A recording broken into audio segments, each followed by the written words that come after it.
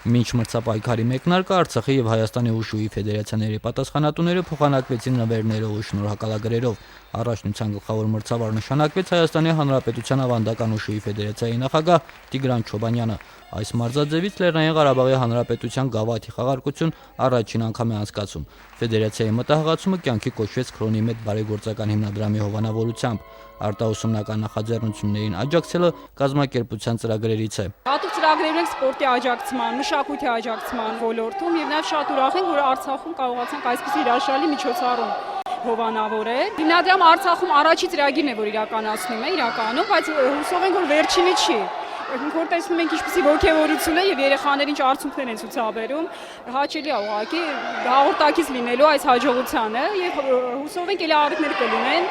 ինչ նախաձեռնություններ ունենալու։ Գավաթի խաղարկության համար ընտրվել էր բարձրակարգ մրցավարական կազմ։ Մրցապայքարին մասնակցել են Արցախում եւ Հայաստանում գործող արևելյան մարտարվեստների ակումբների լավագույն մարզիկները, Եվրոպայի չեմպիոններ, փոխչեմպիոններ, բրոնզե մեդալակիրներ։ Մասնակիցների թիվ մոտ 100 հոգի են, որը 50 մարզիկ մեր Ղարաբաղից են եւ 50-ը Հայաստանից։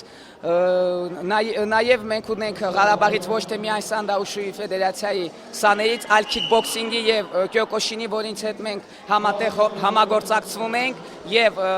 մեր մրցումների ժամանակ նաեւ իրենց թմերն է մասնակցում։ Մրցապայքարն անցկացվեց Սանդաուշու մարզաձևի կանոնների համաձայն։ Հետևաբար Արցախցի այն մարզիկների համար, ովքեր ներկայացնում են արևելյան այլ մարտարվեստ, նախորդ կազմակերպվել էր 7-օրյա ուսումնամարզական հավաք։ Մրցապայքարն ընթանում էր 25-ից 90 եւ բարձր 24 քաշային կարգերում, 14 եւ ցածր տարիքայինների մենամարտը 2 ռաունդով էր, իսկ մեծահասակները պայքարում էին մինչեւ 3 ռաունդը։ Չնայած Լեռնային Ղարաբաղի Հանրապետության գավաթի խաղարկությանն ընդգրկված էին նաեւ փոքրիկներ, այդուհանդերձ առաջնության հիմնական նպատակն էր եւս մեկ աստիճանով բարձրացնել Հայաստանի հավաքականի կորիզը ներկայացնող մարզիկների վարպետությունը։ Արդեն ունենք Արցախից Եվրոպայի մրցանակակիրներ, ընդ որում չեմպիոններ եւ փոխչեմպիոններ աշխարհի առաջնության մակարդակով։ Բայց արեք ու տեսեք, որ եթե Հայաստանում այսօր մենք անընդհատ երեխաների փորձը բարձրացնելու հնարավորություն ունենք, Արցախում այդ հնարավորությունը չկա, ուստի մենք պետքա